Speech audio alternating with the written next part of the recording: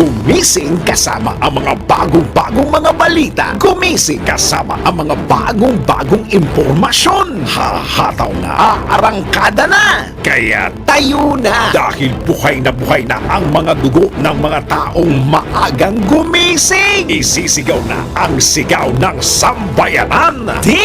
DWIZ Pinoy Gising. Kasama ang opisyal na gisingero ng bayan. Gising ang kahit na sino. Kasama si Drew Nasino. Live sa DWIZ Radio, DWIZ News FM Regional Stations. Live din sa Facebook at YouTube. Panoorin din ang live sa Aliw 23. Tayo na. Aba, umaga na. DWIZ Pinoy Gising. Pinoy Gising. Magandang umaga po ng Lunes sa inyong lahat mga kaibigan. Kamusta po ang inyong weekend? Sana kayo po ay nasa mabuting kalagayan din sa awa tulong po ng ating Panginoon. Samahan niyo po ang inyong lingkod, Judith Estrada Narino, sa isang oras na balitaan dito po sa Pinoy Gising. Pinoy Gising. Nakuhan po muna natin ang ating headlines. Pangulong Ferdinand Bongbong Marcos Jr. balik bansa na mula sa Europe. Mahigit 222 billion pesos na investment deals na selyuhan. Panibagong dagdag bawas sa oil products aarangkada na bukas. Taasingin naman sa toll fee ng Muntinlupa Cavite Expressway. Nako, simula na ngayong araw na ito. Price ceiling sa karneng baboy isinusulong ng isang grupo. Gabi-gabing water interruption, hala, ibinabala simula po sa susunod na buwan. Paano kalang charter change ng Kamara? Posibleng harangin daw ng Senado ayon yan sa ilang experts. Litrato ng mga botante ilalagay na sa labas ng polling precincts. Ayon naman yan sa COMELEC. At viral video ng gurong pinapagalitan ang mga estudyante, iniimbestigahan na ng DepEd. Kasama ang opisyal na gisingero ng bayan. Gising ang kahit na sino. Kasama si Drew Nasino. DWIZ Pinoy Gising. Pinoy Gising. Magandang umaga po muli sa inyong lahat mga kaibigan. Tayo po ay mag-stretch muna at humigop ng mainit na kape. Lalong-lalo na po dun sa mga kakagising lang at nagre-ready na ho. Naghahanda na para sa pagpasok. O kaya naman ho ay pagpasok sa trabaho, pagpasok sa eskwela. Ayan ha. Lunes na Lunes po. Salamat sa Panginoong Diyos sa pagkakataon na tayo po ay makapag-broadcast. First working day of the week. Dito po yan sa Pinoy Gising. Pinoy Gising. At narito na po ang detalye ng ating mga balita. Balik ka Pilipinas na si Pangulong Ferdinand Bongbong Marcos Jr. matapos ang kanyang 5 araw na working visit at state visit dyan sa Europe. Nabatid na maganda po ang naging bunga ng pagbisita ng Pangulo sa Germany at Czech Republic kung saan siya ay nakahikayat ng investments na tiyak na makapagbibigay ng oportunidad sa mga Pilipino. Naselyuhan din ni Pangulong Ferdinand Bongbong Marcos Jr. ang nasa $4 billion o katumbas ng mahigit 222 billion pesos sa investment deals at Memorandum of Understanding sa kanyang foreign trip. Nagresulta rin ang kanyang pagpulong sa mga German and Czech business leaders ng investment deals sa renewable energy, manufacturing, innovation at startups. Gayon din sa IT, BPM, minerals processing, agriculture, space at aerospace. Bukod naman sa business deals, naging matagumpay din ang pakikipagpulong ni Pangulong Marcos sa Lufthansa Technic tungkol naman sa expansion plan nito sa Pilipinas. Sa ilalim nito, planong itayo ng ang pangalawang hangar sa Clark na abot sa $150 million o nasa 8 billion pesos. Pinoy gising!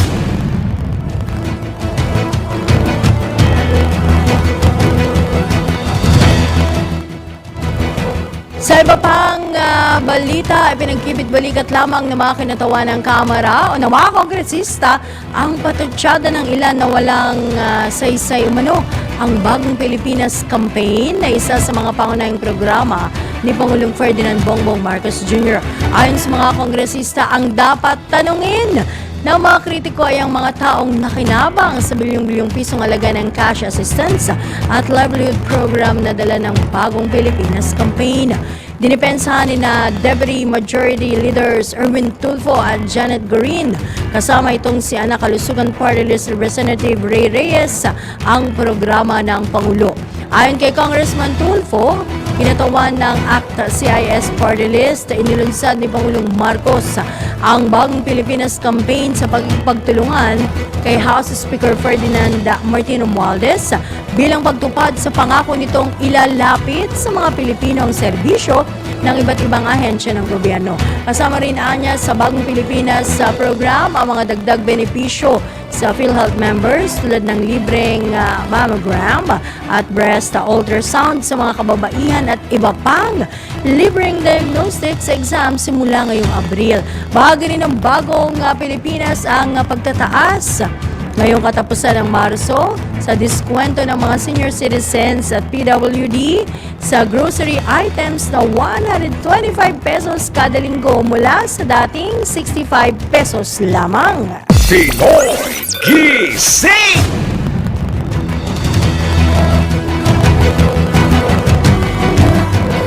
Tuloy-tuloy tayo sa ating balita sa unang bugso ng balitaan dito sa DWIZ at sa Live Channel 23. Interesado ang Maharlika Investment Corporation na mamuhunan sa industriya ng agrikultura. Ito naman ang inanunsyo ni Finance Secretary at MIC Chairman Ralph Recto at kinoconsider nilang mag-invest sa cocoa oil mills. Gayunman, ayon kay Secretary Recto, wala pang impormasyon kaugnay sa balak na pamumuhunan ng MIC, ngunit kanyang iniulat na pinoproseso na ito. Kaugnay nito, nagpulong ang MIC Board nitong nakalipas na March 14 na pinangunahan ng kalihim at MIC President at Chief Executive Officer Rafael Consing Jr. Sa nabanggit na pulong, inaprubahan ng MIC Board ang pagtalakay sa DOF Privatization Management Office para pag-aralan ang pamumuhunan sa mga government assets, partikular na sa coconut mills at refineries. Pinoy gising! Ito, isa pang good news at syempre, sa latest mula naman sa Filipino Mirror, tumaas ang remittance sa mga overseas Filipino workers. Batay sa datos ng Bangko Sentral ng Pilipinas, umabot sa $3.15 billion ang personal remittance ng mga OFW. Mas mataas ito ng 2.7% o halos 3% na po yan kumpara sa $3.07 billion ng kaparehong panahon nung nakalipas na taon. Paliwanag ng BSP, ito ay dahil sa pagtaas ng remittance mula sa mga land-based workers na may kontratang mahigit isang taon at mga sea and land-based workers naman na may kontratang mas mababa sa isang taon. Pinoy gising! Sa iba pang balita, arangkada na bukas ang panibagong dagdag bawas sa presyo ng mga produktong petrolyo. Batay sa taya ng kumpanyang Uni Oil, tataas ng 10 centavos hanggang 20 centavos ang presyo sa kada litro ng diesel, habang bababa naman sa 10 centavos at hanggang 20 centavos ang kada litro o presyo ng kada litro ng gasolina. Ayon naman sa ibang industry player, maaaring umakyat hanggang 10 centavos ang presyo ng kada litro ng kerosene. Paliwanag ng Department of Energy, hindi natiyak ang rollback bukas para sa iba't ibang rason na nakakaapekto naman sa trading ng petrolyo sa pandaigdigang merkado. Dagdag naman ang Oil Industry Management Bureau Assistant nitong si Oil Industry Management Bureau Assistant Director Rodela Romero. May kaugnay ng pagtaas ang presyo ng mga produktong petrolyo sa pag-akyat ng demand ng langis sa Amerika at India, pagbaba ng inventaryo ng krudo ng United States at pag-atake pa rin ng Ukrainian forces sa 4 na malalaking refineries ng Russia. Pinoy Gising! Taas baba, ito naman ay taas singil. Nako, marangkada na po ngayong araw na ito ang taas singil sa toll fee dyan sa Muntinlupa, Cavite Expressway. Ayon sa Toll Regulatory Board, 19 pesos na ang babayaran para sa Class 1 na vehicle mula sa dating 18 pesos, habang ang 39 pesos na bayad dati sa Class 2 mula sa 37 pesos. Ayan at ang 58 pesos naman para sa Class 3 mula sa dating 55 pesos. Ayan. So, ilan po yan? Halos sa 3 piso, no? Piso dun sa Class 1 vehicle. Dun naman sa Class 2 vehicles, yan ay nasa 2 piso yung dagdag singil sa toll fee, at sa Class 3 vehicles naman po ay nasa 3 pesos. So 1, 2, 3 pataas ang bataas habang tumataas o lumalaki din yung bigat, no, ng mga sasakyang dadaan dito po sa Muntinlupa Cavite Expressway. Ayon kay TRB spokesman Julius Corpus, hindi biglaan ang nabanggit na toll adjustment dahil noong 2018 at ang nakalipas na taon, hinati ang pagpapatupad ng toll fee para naman hindi daw ito anya maging masyadong mabigat. Dagdag pa ng TRB, malaki ang may tutulong ng dagdag toll fee na mapabuti ang serbisyo sa MCX kung saan umaabot sa mahigit 51,000 ang average daily traffic ng mga sasakyan. Pinoy Gising! Sa iba pang balita, 13 minuto makalipas ang ika-4 ng umaga, sinibak sa pwesto si Land Transportation Region 4A Director Cupido Jerry Asuncion matapos ang kaliwat kanang reklamo sa Office of the President sa pamamagitan ng Presidential Action Center. Ayon kay Justice Secretary ayon dito kay Transportation Secretary Jaime Bautista, batay sa Special Order number 2024-089 ng DOTR, inilipat itong si Asuncion sa LTO Office of the Assistant Secretary. Dahil sa mga natanggap na reklamo ng Malacanang sa sinasabing pangungutong at pagtatakda ng tara sa ilang grupo ng mga driver at operators sa Region 4A, ito po yung Calabar Zone, pinakilos ang DOTR Secretary na aksyonan at imbestigahan ang mga nasabing reklamo. Itinalaga naman bilang Officer in Charge, Regional Director ng LTO Region 4A, itong si Zoz Daphne Usita Angusta, habang inilagay naman bilang Assistant Regional Director itong si Eugenio Diaz. Binanggit sa direktiba na dapat iyakin ng mga opisyal na maiti-turn over ng maayos ang official records at documents ng kani-kanilang tanggapan. Nabatid na ang reassignment ng mga bagong opisyal epektibo simula ngayong Lunes, March 18 hanggang March 17, 2025. So yan ay 1 year, hanggang sa susunod na taon. Sinabi naman ni LTO Chief Vigor Mendoza na inimbestigahan na ang mga reklamong ito kung saan hindi anya kukonsintihin ang anumang katiwaliang kinasasangkutan ng mga opisyal at tauhan kapag napatunayan ng reklamo laban sa mga ito. Pinoy Gising!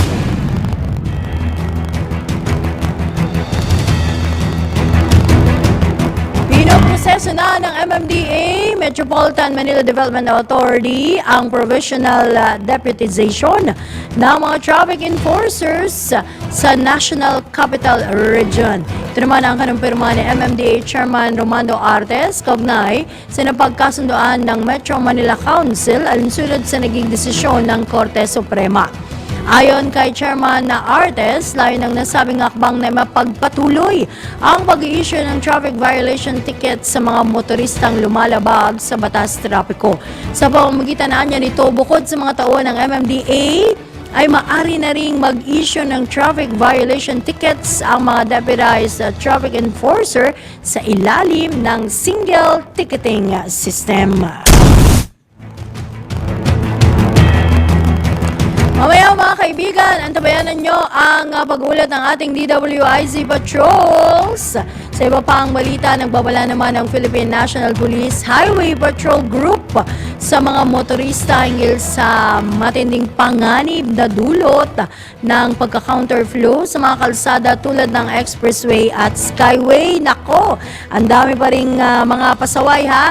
Ito'y matapos sa mga insidente ng counterflow na kinasasangkutan ng isang tricycle sa North Luzon Expressway sa lungsod ng Valenzuela nitong March 8 at ng isang motorsiklong sumalpok sa isang SUV sa Skyway Stage 3 dyan sa Quezon City nitong March 11. Dahil dito mariing pinaalalahanan ng HPG ang mga motorista na sundin ang batas trapiko at hanggat maaari ay magkaroon ng dashcam. Binigyan din pa ng PNP HPG na mahigpit na ipinagbabawal ang pagpasok mga pasaway ng mga tricycle sa mga expressway at highways. Pinoy Gising! Sa iba pang balita, isinusulong ng grupo ng mga magsasaka na Philippine Chamber of Agriculture and Food ang pagpapataw ng price ceiling para sa mga baboy sa gitna naman ng patuloy na pagtaas ng presyo nito na umaabot na ngayon sa 420 pesos kada kilo sa ilang lugar. Ayon dito kay Danilo Fausto, Pangulo ng PCAFI, ang farm gate price ng baboy ay nasa pagitan lamang ng 140 pesos hanggang 160 pesos kada kilo, kaya't dapat ay aabot lamang sa 300 pesos, naku, hanggang 340 pesos ang kada kilo. Git pa ni Fausto, walang dahilan para tumaas ng ganong kalaki ang presyo ng baboy. Samantala, hinimok din ng PCAFI official ang Food and Drug Administration at Bureau of Animal Industry na magkasundo na hinggil sa issue ng bakuna para sa o kontra sa African Swine Fever. Pinoy Gising! May binabanggit po rito si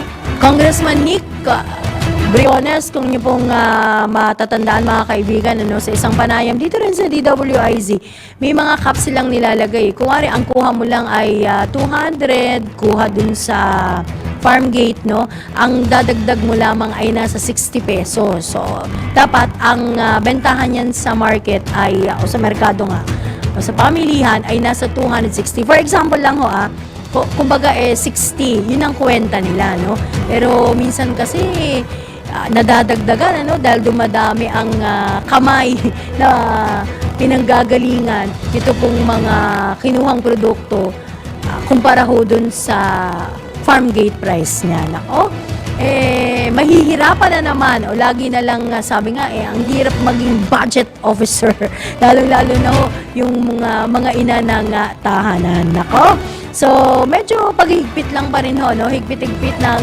sinturon lalo na kung medyo malayo-layo pa ang sweldo. Alright, tuloy tayo sa iba pa mga balita.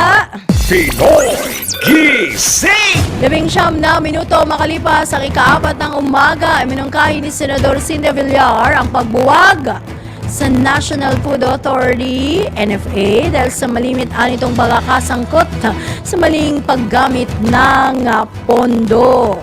Yan naman po ay nauna na, may mga panukala noong mga nakalipas na panahon pa, mga nakalipas na kongreso na buwagin na ang NFA. So ito ay maaring binubuhay din nitong si Senador Villar.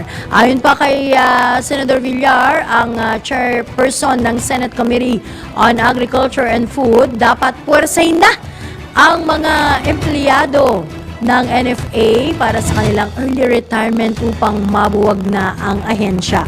Anya, nung panahon ni dating Finance Secretary Sani Dominguez, pinagretiro ang halos kalahati ng workforce ng NFA, pero ang iba pa naman daw po ay patuloy na nagtatrabaho ngayon. Matatanda ang muling nakaladkad nga sa kontrobersya ang NFA matapos magbenta ng stock ng bigas sa 2 o 3 pribadong trader. Naniniwala ang mga babatas sa may kumikita sa transaksyong ito lalo pat binibenta ang bigas sa mababang presyo. Pinoy Gising!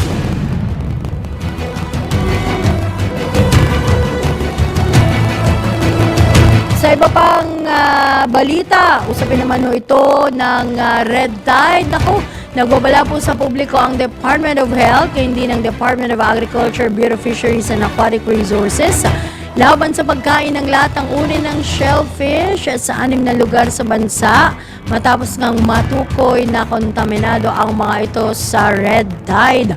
Kabilang na sa mga lugar na may toxic red tide, ang coastal waters ng Milagros sa Masbate, coastal waters ng Dawis at Tagbilaran City sa Bohol, gayon din sa Dumanquilas Bay sa Zamboanga del Sur, San Pedro Bay sa Samar, Matarinaw Bay sa Eastern Samar at dyan sa katubigang bahagi ng San Benito sa Surigao del Norte. Ayon sa DABFAR Shellfish Bulletin, bukod sa lahat ng uri ng shellfish gaya ng tahong at tulya, hindi rin ligtas na kainin, maging ang alamang na makukuha sa mga naturang lugar. Ligtas naman kainin ang mga isda, pusit at mga alimango maliban sa kanilang mga ulo basta't sariwa at nahugasan itong mabuti at mainam kung aalisin din muna ang hasang at bituka. Nagpaalala rin ng DOH at DABFAR sa mga sintomas ng paralytic shellfish poisoning na mararamdaman sa loob ng 12 oras pagkatapos kumain ng hindi ligtas na shellfish. Makakaranas din ng pamamanhid sa paligid ng bibig o mukha, pagkahilo, pricking sensation o pagkaparilisa ng mga kamay at paa, panghihina ng katawan, mabilis na tibok ng pulso, hirap sa pagsasalita at paglunok. Pinoy Gising! Para naman ho dun sa mga nag-aabang ng schedule. Ayan, nako, marami na. Hindi ho tayo muna makakapag-ipon ng tubig, ha? Hindi muna makakapag-ipon. Makakapag-ipon tayo lalo ngayon ng tubig because maaga po ang advisory na ibinibigay po ng mga water concessionaires. O eto, posibleng magkaroon nga daw ng water interruption tuwing gabi. Ha? Diyan po sa gitna ng kaugnay po sa nalalapit ng pagtapyas ng alokasyon ng tubig na ibinibigay sa water concessionaires. Ito naman po ang inanunsyo ng MWSS kaugnay sa plano ng National Water Resources Board na bawas alokasyon sa Maynilad at Manila Water sa 48 cubic meters per second mula sa kasalukuyang 50 cubic meters per second sa susunod na buwan. Paliwanag nitong si MWSS Division Manager Patrick Dizon, mayroon silang arrangement o kasunduan sa mga water concessionaires na kung magkakaroon ng water interruption, gagawin ito tuwing alas 8, alas 10 ng gabi hanggang alas 4 ng madaling araw. Ito naman ay upang mapababa lang ang kinukonsumong tubig at minimal o kakaunti lamang ang epekto nito. Pinoy Gising! Usaping tubig pa rin, nakahanda ng 137 deep wells sa National Capital Region at Rizal upang pagkunan ng tubig kung kinakailangan. Ito ang tiniyak ni Task Force El Nino Spokesman at Presidential Communications Assistant Secretary Joey Villarama. Kasunod naman ito, nilinaw ni Asik Villarama na sapat ang supply ng tubig sa buong Mega Manila. At ang nasabing initiative ay bahagi lamang ng contingency plan ng ahensya. Yun. Alinsunod po yan sa direktiba pa rin ni Pangulong Ferdinand Bongbong Marcos Jr. para maibsan nga ang negatibong epekto ng umiiral na El Nino phenomenon. Binigyan din ng opisyal na wala pa ang peak o climax o rurok ng El Nino at patuloy pa rin mararanasan ang kawalan ng ulan at mainit na temperatura sa bansa. Kasama ang opisyal na gisingero ng bayan, gising ang kahit na sino. Kasama si Drew Nasino, DWIZ, Pinoy Gising! Pinoy Gising! Balik tayo mga kaibigan sa ating balitaan sa oras na alas 4:31 ng umaga. Kuha muna tayo ng report mula sa ating DWIZ Patrols. DWIZ Patrol Report! Proseso ng sponsorship ng mga seedling para sa Agri-Reforestation Program ng Philippine Army, aba mas pinadali raw. Alamin natin ang kabuang report ni Patrol 17, Chopel Pelenio. Mismong si Defense Secretary Gilbert Teodoro ang nanguna sa inilunsad na Agri-Reforestation Application ng Philippine Army Armor Division at Tarlac Heritage Foundation o THF na pinamagatang Gift of Tree sa Camp O'Donnell, Capas, Tarlac. Magpapadali ang Gift of Tree up sa proseso ng pag-sponsor ng publiko ng mga seedling na gagamitin sa tree planting activity na parte ng Gift of Life Agri-Reforestation Program ng Army at ng THF. Sinabi ng kalihim na mahalaga ang paglikha ng mga sustainable solution para maprotektahan at mapangalagaan ang kalikasan at mga komunidad laban sa El Nino phenomenon. Mangangailangan din aniya ang bansa ng maraming dam at water impounding areas upang matiyak ang kalidad ng buhay, kalusugan at kaligtasan ng mamamayan. Maliban sa DND Secretary, present din sa event sina AFP Chief of Staff General Romeo Bronner Jr., bagong commander ng Southern Luzon Command at kasalukuyang Philippine Army Armor Division na si Commander Major General Facundo Palafox IV at mga local government unit official, kabilang na ang mga opisyal ng THF. Ito si Patrol 17 Chopel Pelenyo para sa impilang may tadong lakas, DWIZ, nagbabalita ng tama, naglilingkod ng tama. Kapag may bagong balita, naka-on air, agad-agad, DWIZ Patrol Report! Tuloy-tuloy tayo sa iba pang mga balita. Naniniwala ang mga political analyst na maaring harangan ng Senado ang panukalang pag-alis sa foreign ownership limits sa pamamagitan ng pagbabago sa 1987 Constitution. Ayon kay analyst Arjan Aguirre, Political Science Assistant Professor sa Ateneo de Manila University, inaasahan niyang isusulong ng Kamara ang pagtatanggal ng political limit kapag sumali ang Senado sa proseso ng pagbabago ng saligang batas.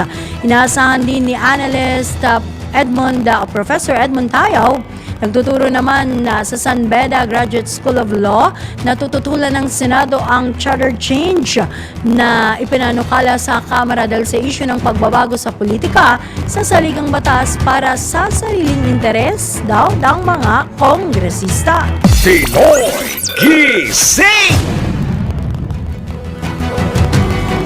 Sa iba pang balita, ipapakita na rin ang litrato ng mga botante sa voters list na ipapaskil sa mga polling precinct sa 2025 midterm elections. Ito naman ang inanunsyo ng Commission on Elections upang madaling mahanap ng mga botante ang kanilang polling precincts. Sa mga nakalipas na halalan, tanging ang Book of Voters na hawak ng Electoral Board sa mga presinto ang mayroong litrato ng mga botante, subalit kalimitang pangalan lamang ng mga ito ang inilalagay sa computerized voters list na nasa labas ng mga polling precincts.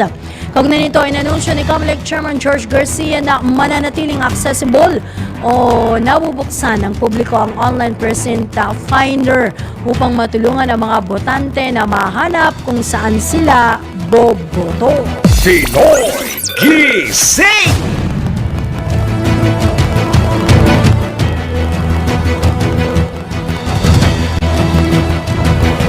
Oh, eto, nako, isa pa. Nako, meron daw pong iniimbestigahan na ng Department of Education ang nag-viral na video ng isang guro na pinapagalitan ang kanyang mga estudyante habang siya ay naka-live sa TikTok. Bongga mo, ma'am, ha? Ayon dito kay DepEd Deputy Spokesman Francis Bringas, hinihintay pa ng tanggapan ng kumpletong incident report tinggil sa nangyari upang mabigyan ng kaukulang aksyon. Alinsunod na rin sa mga umiiral na polisiya ng DepEd. Batay po sa kamalat na video ng guro na may username na Serendipity Lover. Bongga rin ang kanyang username, ha? Maririnig na pinagsasabihan nito ang kanyang mga estudyante ng hindi magagandang salita. Hindi kaya prank lang ito? Oh, ito na pa ang iba pang mga detalye, ha? Hindi raw magaganda yung salita tulad ng ugaling squatter, ingrato, ay hindi talaga maganda to. Makapalang mukha at walang mararating sa buhay. Maugunit ang nakasaad nga sa inisyong Child Protection Policy ng DepEd noong 2012 na anumang salita o aksyon na nagpapakita ng pangmamaliit o pag-atake sa dignidad ng isang mag-aaral ay maituturing na child abuse. Samantala, hinimok naman ng Teachers Dignity Coalition ang publiko na alamin muna ang buong detalye ng mga pangyayari bago tuluyang husgahan ang nasabing guro. Pinoy Gising! Oh, yung sinasabi nga natin dito mga kaibigan, hindi kaya prank lang to. Kasi karamihan ganyan, akala mo totoong-totoo, di ba? Yung iba talagang busa-busyong iyak, di ba? Lungkot na lungkot, o kaya naman, galit na galit. Pero sa bandang huli, sasabihin nila, it's a prank. O kaya lang yung mga prank na sinasabi ho natin, yan naman ay may pinipiling sitwasyon. Kung makakasakit naman kahit prank pa yan, wag na nating ituloy. Sabi nga ng ilan it's for the views. For the views, for the likes, and for whatever.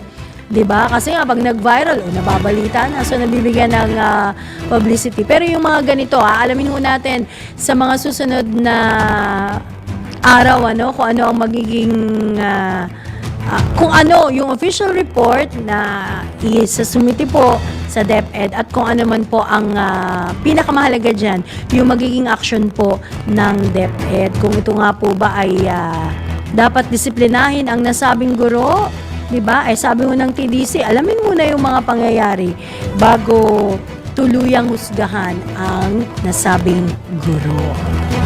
Pinoy Gising! Kuha pa tayo ng report mula sa ating DWIZ Patrols. DWIZ Patrol Report! Alright, naku, ang PNP naka-heightened alert na ngayong darating na Semana Santa. Yan ay in 2 weeks time, Oo, ay, next week na pala. Lunes na nga pala ngayon. Naku, next week na pala yung huling linggo ng buwan ng Marso. So, meron na lang almost 2 weeks na lamang po, o 1 week na lang, kulit ko 1 week na lang ay Holy Week na ho para dun sa ating mga kapatid na Katoliko, Alamin natin ang kabuang report. Ihatid po yan ni Patrol 17, Jopel Pelenio. Isinailalim na sa heightened alert ang buong hanay ng PNP para sa nalalapit na Semana Santa. Ayon kay PNP PIO Chief Police Colonel Jane Fajardo, otomatiko na itong ipinatutupad ng PNP tuwing sumasapit ang Holy Week observance.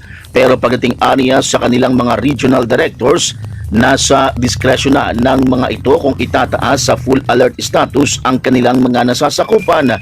Payag ni Colonel Fajardo, mayroon kasing authority and discretion ang mga PNP regional directors na ipatupad ito. Ito si Patrol 17 Jopel Pelenyo para sa impilang may todo lakas. DWIZ, nagbabalita ng tama, naglilingkod ng tama. Kapag may bagong balita, naka-on air, agad-agad, DWIZ Patrol Report!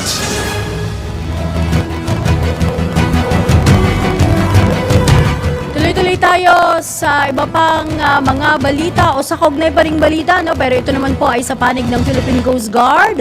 30,500 tauhan ng Philippine Coast Guard ang nakahandang umalalay sa mga daungan sa buong bansa upang matiyak po ang seguridad at kaligtasan ng mga pasahero ngayong Semana Santa. Ayon kay Philippine Coast Guard Commandant Admiral Ronnie Hill Gavan, 23 pa lamang ng Marso Yan po ay araw ng Sabado. Itong darating na Sabado, no, March 23, ay mag-heightened alert na ang hukbo o itataas na nila ang kanilang alerto sa heightened alert. At magtatagal naman ito hanggang 3 ng Abril.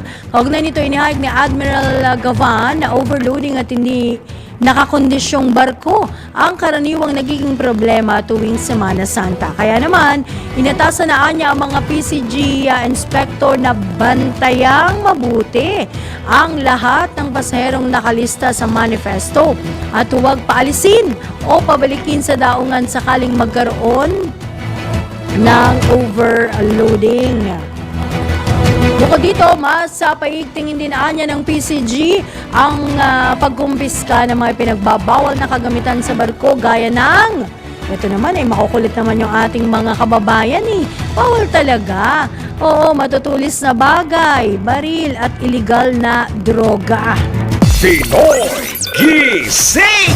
O di ba minsan ay nakapanayam natin itong si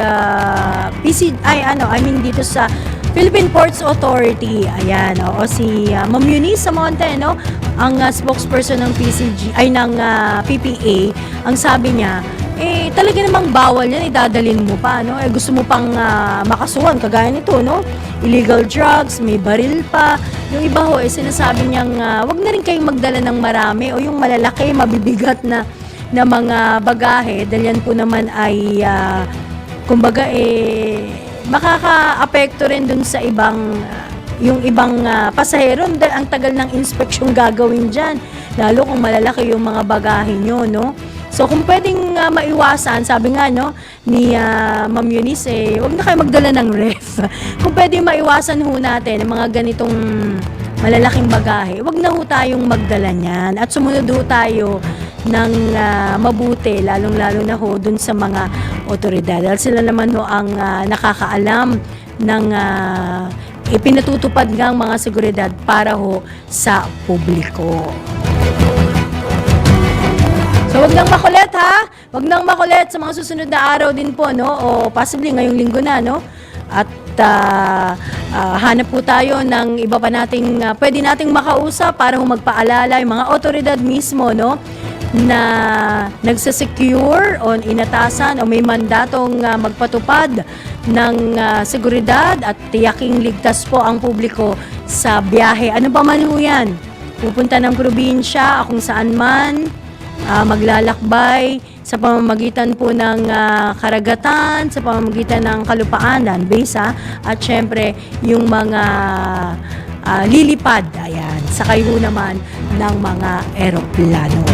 Pinoy Gising! O eto na, speaking of PPA, nako, pinaigting pa ng Philippine Ports Authority ang pagpapatupad ng seguridad sa mga pantalan sa buong bansa para naman sa paparating na Semana Santa. Ayan ha, ayon po sa PPA, tinututukan na nila ang paglalagay ng help desk na nakandang alalayan ang mga pasahero ng mga barko.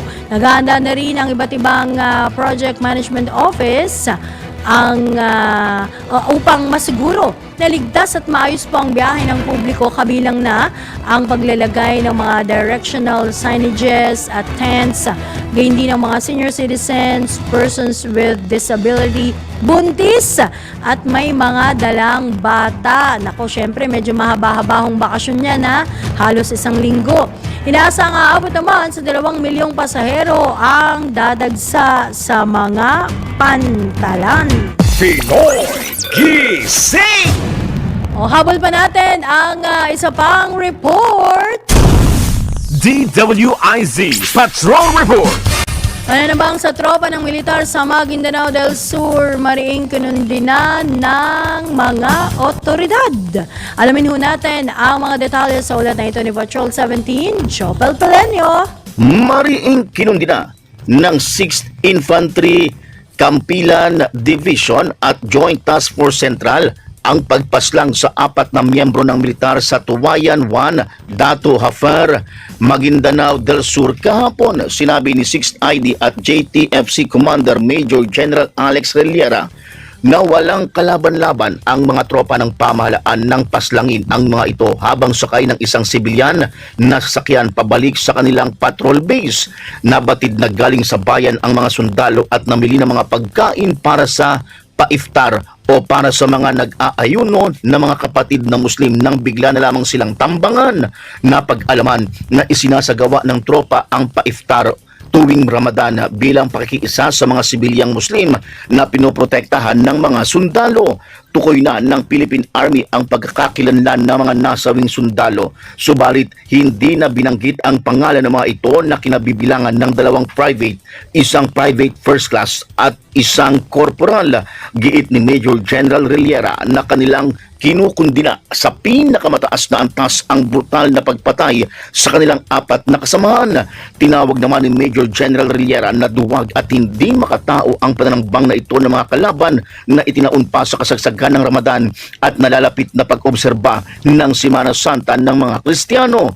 Sa ngayon, higit na pinaigting ng militar ang seguridad sa lugar kasabay na ikinasang manhunt operation laban sa mga responsable sa krimen. Ito si Patrol 17 Chopel Peleño para sa impilang may todo lakas.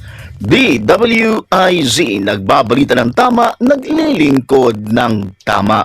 Kapag may bagong balita, naka-on air, agad-agad, DWIZ Patrol Report.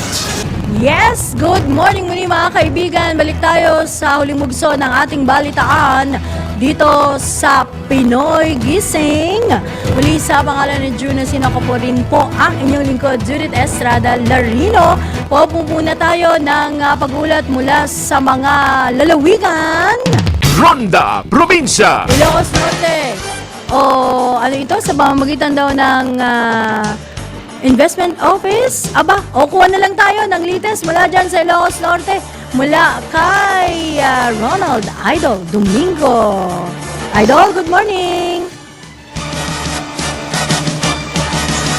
Wala pa si Idol? Yes, Good morning. At narito na ang ating balita mula dito sa lawigan ng Ilocos Norte. May kaugnayan dito sa pamuhunan ng lalawigan kung saan ay nagkakaano lang yung signal natin. Okay. Ito narito na ang ating balita. Nakatuon ang pamalaan na panlalawigan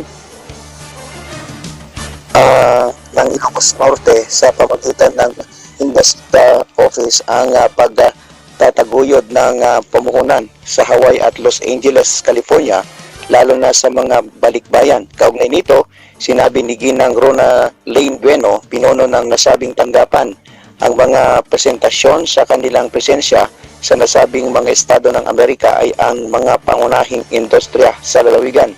Ipiniwanag niya na napag-usapan na nila sa kanilang mga kamatailan pagpupulong noong nakaraang taon kung ano ang magagandang bagay na pinagkapareho ng Hawaii at Ilocos Norte. Ito aniya ang dahilan kung bakit sila nagpasok ng mga kinatawan ng pribadong sektor. Aniya umaasa silang magkaroon ng partnership sa pagitan nila at ng mga miyembro ng Filipino Chamber of Commerce sa Hawaii. Naniniwala siya na ito'y magbibigay daan sa mga stakeholder na palawakin ang kanilang negosyo sa Hawaii. Kabilang aniya dito ang mga industriya may kinalaman sa information technology at business process management, import at export ng mga produkto ng lalawigan, kabilang ang service export. Dagdag ba rito na target din nila ang renewable energies sa Hawaii at Los Angeles, tour operator connectivity at hospitality industry. Samantala, sinabi ni Governor Matthew Marcos Manotoc na personal niyang tutulungan ang mga namumuong negosyante sa darating para mamuhunan sa lawigan upang walang problema sa pagsimula ng kanilang negosyo sa Ilocos Norte. Ito ang Ronda Patrol, Ronald Idol Domingo, nag-uulat, pasimpilang may tudong lakas, DWIC, nagbabalita ng tama, naglilingkod ng tama. Pinoy Gising! Alert sa nalalabing 2 minuto na lamang ng ating programa. Eto, dakuan na natin ang ating patama quotes. Ayan, nako, ngayon pong Lunes, ayan ha, March 18, 2024. Minsan, sa kagustuhan nating maging pinakamagaling or the best, ika nga, no? Nakakalimutan na nating maging mabuti. Totoo ba ito? O siguro minsan nga, ano, kagaya nung sa quote nga, may mga ganyang pagkakataon mga kaibigan, ano. Pero nagiging competitive tayo na dumarating po sa puntong meron ka nang natatapakan, may mga nasasagasaan na, o kaya naman po ay may mga nasasaktan. Minsan, worse na, nakakalimutan na siguro ang values, no? Pero palagi po naman nating tatandaan, at syempre lagi tayong nagdarasal, di ba? Lagi tayong magdarasal para ho tayo ay patuloy na maigiyan ng ating Panginoon sa dapat at kung ano ang makatuwiran at kung ano yung nais niyang gawin po natin. Ayun. At syempre, dahil yan ay patama quotes, ihahabol pa natin ang isa pang pag-uulat mula naman kay Melvin Machado. Diyan po yan sa Naga. Alamin natin ang latest. Melvin, good morning! Melvin, go, go, go! Hala! Okay na ba? Sige. Balikan na lang natin mamaya si Melvin Machado. Mabibitin po ang ikalawang bugso ng ating balitaan ngayong araw na ito, no? Sa pangalan muli ng ating mga nakagapay sa News Center at syempre sa Aliwa Channel 23 at syempre sa pangalan po ni Drew Nasino, ako po ang inyong lingkod, Judith Estrada Larino. Susunod na, nagbabalita ng tama, naglilingkod ng tama,